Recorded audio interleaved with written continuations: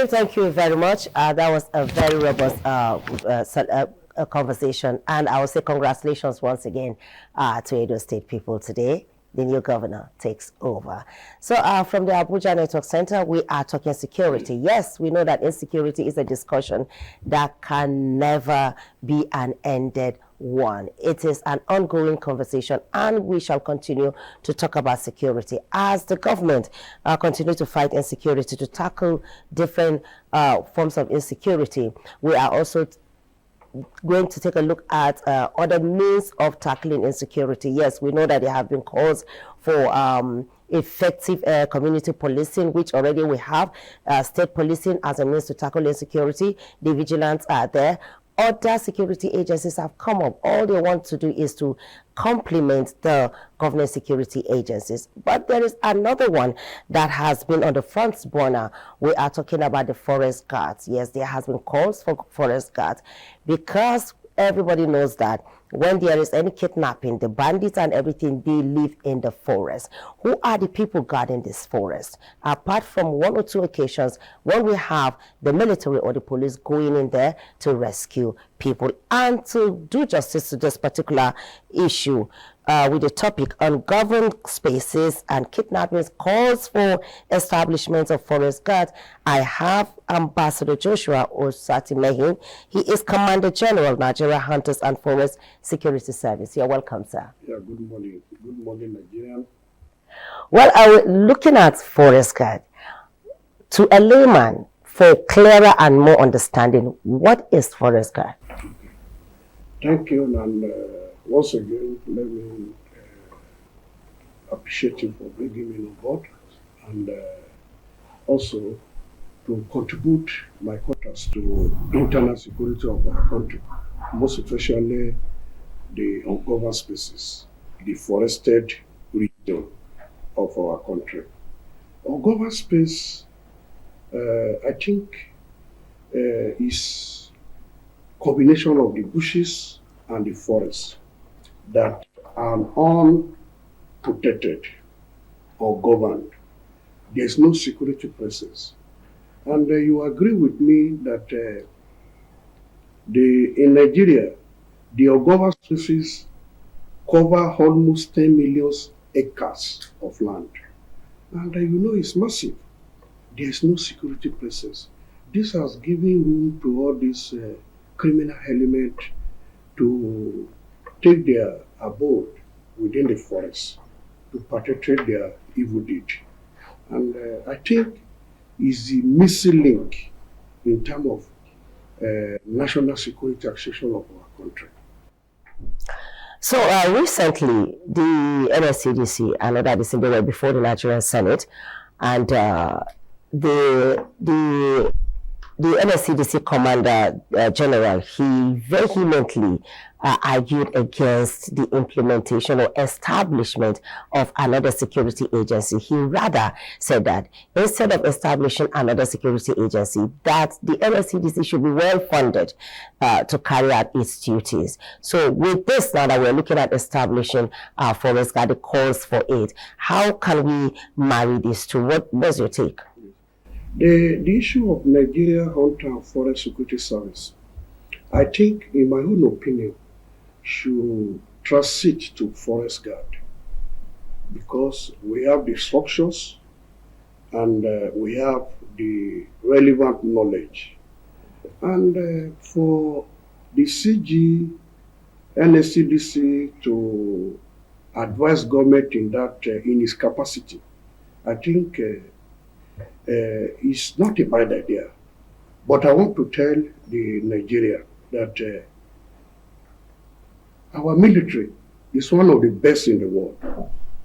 And this April, the police organized International Police Summit. I think it's in US. One of the Nigerian officers, police, was one of the best. He came first. It shows our Nigeria and the military, they are doing their best. But why is it not showing in overall interest of national security? It's because they have been overstretched. They have the manpower They have the mental capacity. They have the physical agility. They are one of the best in the world. But the missing link to gather local intelligence, that is where Nigeria Hunter and Forest Security Service comes in.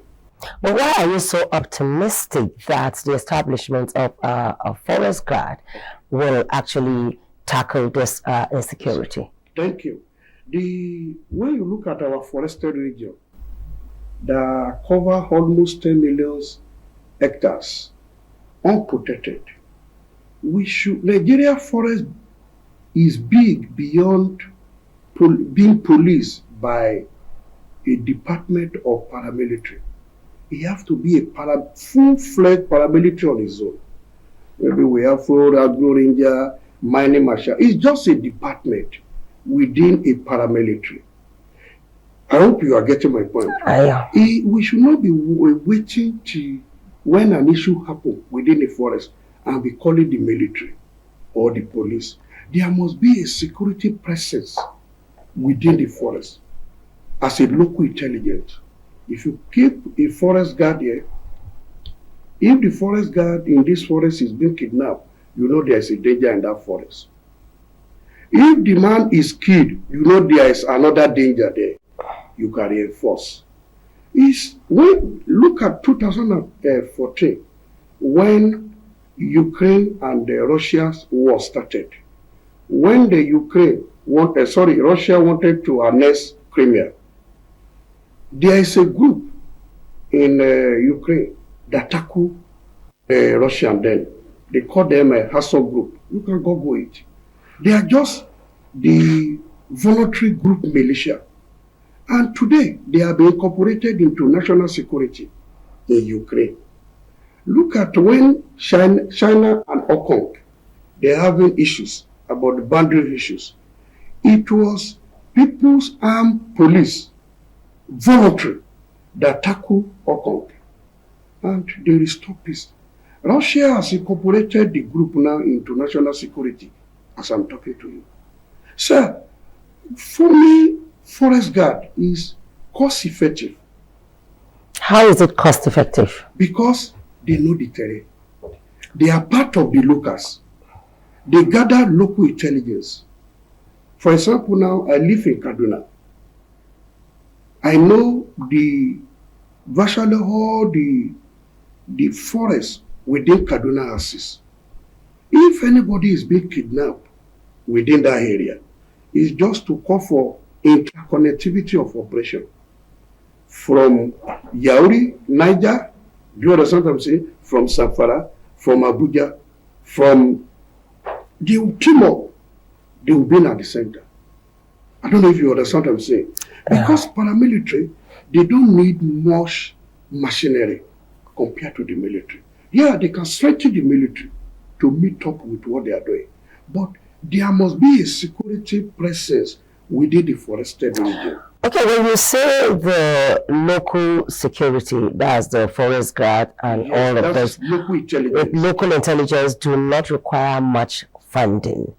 Are you saying that the local intelligence is going to be purely analog? Because we know that times are changing. No, it's not like that. What I'm saying in essence is that like if I work in Kaduna, I don't need, if I'm from Kaduna, I must work in Kaduna.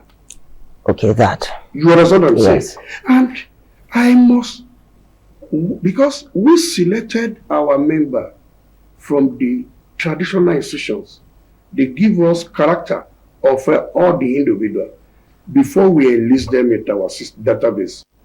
Police, we sign that DPO in that local government. The head of DSS will have done their background check to know, is he of good character? Because we must be very, very be aware of criminal being enlisted into the system. So if they are there is no way for you to travel to Maiduguri. That is, you talk about the cost. Where will he stay?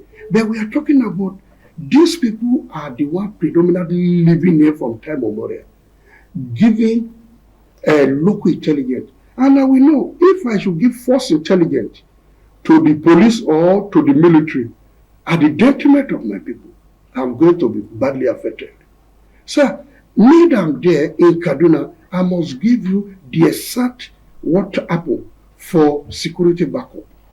Okay, now which is better, to be incorporated into one of the security agencies or to leave the forest guard to be an entity on its own? Which is better? It must. What I know is better is for the forest guard to be a full-fledged paramilitary organization, so he can operate autonomously. That's where the issue of funding comes in. Government will tell you that there's not enough money to start funding a newly established security agency. Let me bring to your notice and to the entire Nigeria. The Nigerian Forest Security Service has been passed into law by both Senate and the House of Representatives. It was our dear Vice President, Senator Kashim Shettima, His Excellency, Senator Kashim Shettima, that sponsored the bill. And let me quote him during the public hearing when they said there's no money. He said there's no money that is much for country to protect our citizens. And let me tell you, man, the food initiative that our dear president is working on can only be achieved when farmers are properly protected within the forested and the bushes. Exactly. And the treasure base of any country lies in the forest.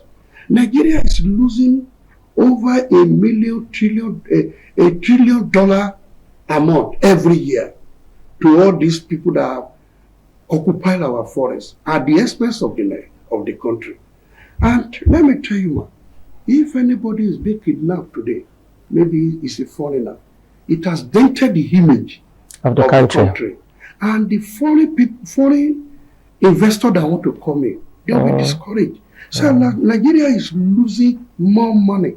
The money they will use to establish our organization is now up to 1/100 what Nigeria will benefit in return. There's no amount of money that is too much for Nigeria to save our citizens. Okay, why forest guard? Because clearly the hunters, National Hunters and Forest Security Service has been, both chambers of the National Assembly, they have looked at it and passed it, subject to presidential assent. Yes. So why come back to say it should be transformed or changed to forest guard? No, what I'm saying, the bill has both undergone the two houses. Exactly. And thus, law. Yes. It is Mr. President that has power to say, okay, this organization that have been in existence for the past 10 years coordinated themselves without government effort, having their national secretariat on their own, their uniform. If they come in and transmit this Nigeria Forest Security Service into Forest Guard, it's still the same thing. You remember, civil defense was not registered as civil defense. Yeah. It was registered as Lagos Civil Council, 1967. But when the government came up with their policy, government override everything. And they said, Nigeria Security and Civil Defense Corps, even the DSS, they were not DSS from time immemorial. They were Nigeria Security Organization. So Mr. President has the power to say, okay, now these people, they have their structure all over the country, all the 774 local government. In fact, we have been working with state governors, like the governor Solomon of Borno. 2020, we were together when they commissioned 1,000 of our members to work with civil defense to protect farmers. And in Bauchi State, 600 members of this organization has been receiving salary since 2019 when Governor Bala Mohammed assumed office. And just of recent, I was in Ebonyi. Ebonyi recruited 200 personnel. 200 personnel in each local government, making 2,600 in Ebonyi State. In Oyo State, we are working hand in hand. I was with Seyi Makinde, Governor Seyi Makinde of Oyo State. He gave us 33 motorbike to aid our operation within the forest. He gave us one healers. The former governor of Osun State gave us 3 healers and 62 machine motorbike to support our operation. We have been working and rendering ancillary services to the constituted authority. And there was a time when they attacked the train going from Abuja to Kaduna. Yeah. They kidnapped some of. Since then, they have given us at least 100 intelligent slot on surveillance unit with the police, with the military. Since then, normalcy has been restored to the corridor. Every day now they go about 3 or 4 times. It's our men that are guiding the place. NYSC Director General just gave us approval for Hunter to secure all the perimeter fence of NYSC in Nigeria. And now, just 2 weeks ago, the Minister of Sport gave us national stadium for us to police the perimeter fence. So we have been working even before the accident. It appears as if you guys have been doing a lot. Yes, it's not that we need the legal backing. Legal backing. This we embody our officer. It gives us more confidence to take battle to this criminal within the forest, so that the full initiative for Mr. President can be achieved. And now, Mr. President, out of his proactive wisdom, he just created a livestock ministry. These people, this ministry, we've been in the forest, we've been in the bushes. Our men know the terrain. This bandit can come one day and shoot everybody out. But if they know there are security presence within the forest, they are serving as a local intelligence to the constituted authority, to the police and the army, I think there will be results. Now, tackling bandits in the forest, the earlier on we talked about if there's a forest guard there and maybe he's kidnapped and something that people should know that, okay, there is danger. Shouldn't we be looking at, okay, not just waiting until somebody is kidnapped, but at least going after the bandits who reside in the forest? That is what I said. I said Nigeria's security should be handled in a proactive manner, not reactive manner. We should not be waiting for when issues happen before we be calling for military or the police to reinforce. They must know that in the forest where they are going, there is also another group. So does it mean that you people now, you chase bandits now? Even without the legal backing, we do. I just mentioned the number of states we are working with. We are working with them, not within the town, it's within the forested region. Governor Dodo, in fact, when we opened our office, he sent delegation. He appreciated us. As I'm talking to you, Governor, His Excellency Governor Dodo in Kogi State, he just spent close to a year now. He has given us 7 Sienna buses to head our operation, an uncountable machine. And he has recruited 50 per local government, making it, Kogi has 21 local government. So in Kogi now, Hunter is about 1,050 people that are working with the constituted authority. You can Google it. What we need is that legal backing, legal framework. It will really embody us, give us confidence. Because in most cases, you'll be demoralized when you walk and you think that maybe you are not appreciated. But what we are appealing before Mr. President is for the Hunter bill before him to be transcended to forest guard. That means it will have to come back to the National Assembly. No, it all depends. I'm only advising. Yes, I'm only advising. If the name can go with Nigeria Forest Security Services. Okay. Now, what do you do? What are you going to do about infiltration? Because we know that organizations like this, they start and they are up and strong, doing well, but with time, they get infiltrated by certain elements that are not supposed to be there. So how are you going to check all this? Yes, I think I said it earlier that we can only achieve that through our mode of registration or mode of commissioning the officer. Before you be enlisted in our database, you must pass through, there's a form you will fill, where the transitional institution will sign, where the police will sign, because we believe police is the parental body of internal security. They are the one that interpret all the activities of all the agencies in Nigeria. They must vent your background check, and the DSS, they will do the same thing. So when we get the report, that's when we can give you our ID card and our appointment letter. And I want to announce to you, we, without assent yet, we have gone through series of training to enhance the capacity of our officer. Police have 13 training schools, 3 colleges, and 1 training institutions. Out of these 13 training schools, we have gone to 11 of these training schools. We have gone to Wanune in Benue State for Alta to be trained in lieu of managing security and security challenges for grassroots transformation. We have gone to Saria Road in Plateau State. We have gone to Kaduna Police Training School. We have gone to Bauchi. We have gone to Nekede in Imo State, or Jiriba Police Training School in Enugu. We have gone to Nowatai in Port Harcourt, that's River State. Iperu in Ogun State.